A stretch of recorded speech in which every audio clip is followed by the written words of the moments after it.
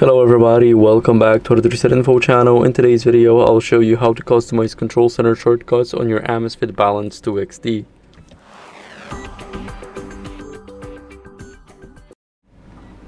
So first, what you guys want to do is swipe down to the control center. And here, if you want to customize the shortcuts, then you can go over and hold your finger until you enter edit mode. Now here, as you guys can see, we got two pages. We can add something by tapping on the plus icon. And also, once you add something, you have to re-enter the mode. Now we can add everything, but the limit is 2 sites. But here, you can reorder those. So for example, I want to move Wi-Fi to the first page. Let's say the first slot right here. Now we got the Wi-Fi here and everything is moved.